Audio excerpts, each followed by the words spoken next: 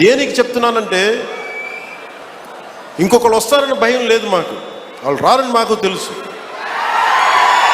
కానీ ఒక పని చేసేటప్పుడు రోజు లాక్కుంటా పీక్కుంటా లాక్కుంటా తిట్టుకుంటా, అంటే ఒక సామెత ఉంటుంది కదా, తల్లిదండ్రులు తిట్టుకుంటా లేస్తే పిల్లలు కొట్టుకుంటా లేస్తారు. అలాగా నాయకులు ఎప్పుడు పరస్పరం తిట్టుకుంటా ఒకళ్ళొకళ్ళు పొడుచుకుంటా ఉంటే, వేదిక పైన నాయకులకు కానీ రాష్ట్ర స్థాయిలో ఉన్న నాయకులందరికీ కూడా మా అందరి బాధ్యత, మీరు మా మీద భరోసా పెట్టారు. మీరు లేకపోతే 151 సీట్స్ అవుట్ ఆఫ్ 175 ఎలా వస్తాయి?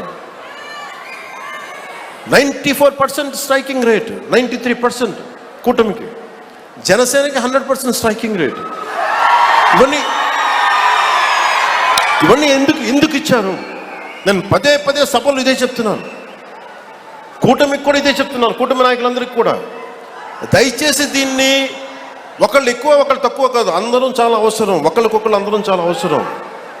నేను గతంలో కూడా చెప్పాను, గౌరవ ముఖ్యమంత్రి గారిని లాస్ట్ టైము గత ప్రభుత్వం ఆయన జైలు పాలు చేసినప్పుడు కొద్దిమంది జనసేన పార్టీకి సంబంధించిన మద్దతుదారులు ఏదో మాట్లాడితే, తెలుగుదేశం పార్టీని దయచేసి అలా బలహీనంగా చూడకుండా, చాలా బలమైన పార్టీ, దాని గొడవ పెట్టకండి అంత అలా ఇంత నేను గౌరవించాను. అంటే మీకు అడ్వర్సిటీ రివీల్స్ ట్రూ క్యారెక్టర్ అంటాం. ప్రతికూలత పరిస్థితుల్లో మీరేంటి, ప్రతికూల పరిస్థితుల్లో నీ సత్తా ఏంటి, అది కదా. అంటే కష్టాలు ఉన్నప్పుడు నేను ఏం చెప్తున్నానంటే, మేము ఏ రోజు కూడా ఏ పార్టీని తగ్గించలేదు, తెలుగుదేశాన్ని ఏ రోజు తగ్గించలేదు. భారతీయ జనతా పార్టీ నాయకత్వం లేకపోతే, అండదండ లేకపోతే ఈరోజు జేజేఎం రాదు. ఈ రోజున తెలుగుదేశం పార్టీ లేకపోతే, నా గౌరవ ముఖ్యమంత్రి గారు లేకపోతే ఈ ఫైనాన్స్ ఇంత ప్రణాళికాబద్ధంగా చేయలేం. నాకు అనుభవం లేదు, నాకు పోరాటం చేసే శక్తి ఉంది. అంటే ఒక పని చెయ్యాలి అంటే ఇన్ని శక్తులు గుమిగూడా. అన్ని వేళ్ళు ఒకలా ఉండవు, కానీ ఏ వేలికి ఇది బొట్టనేలు తీసేస్తే ఏం చేస్తాం, ఏకల వీళ్ళకి ఏం చేయలేము.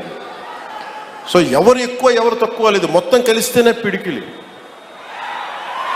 కూటమి అంటే పిడికిలి, దీన్ని గుర్తుపెట్టుకోండి. అంతేగాని కూర్చోబెట్టి పంచాయతీ స్థాయిలో ఉన్న జనసేన నాయకులు కావచ్చు, తెలుగుదేశం నాయకులు కావచ్చు, భారతీయ జనతా పార్టీ నాయకులు కావచ్చు, మద్దతుదారులు కావచ్చు, చిన్న చిన్న ఇబ్బందులు ఉంటే అందరం పరస్పరం మాట్లాడుకొని ముందుకు తీసుకెళ్దాం. మన ఆబ్జెక్టివ్, మన గోల్ ప్రజలకి న్యాయం చేయటం. ముఖ్యంగా ప్రకాశం జిల్లా దగ్గరికి వచ్చినప్పటికీ దాహం తీర్చడం. మనులు మాణిక్యాలు అడగట్లా, గొంతు తడపమని అడుగుతున్నారు. గొంతు ఎండుకుపోతుంది, పశువులకి నీళ్లు పెట్టుకోలేకపోతున్నాం. పశువులకి వచ్చిన కొత్తల్లో మొదటి అసెంబ్లీ సెషన్లో నాకు గౌరవ శాసనసభ్యులు, మన పేరు గుర్తులేదు కానీ నాకు అసెంబ్లీలో ఇచ్చారు,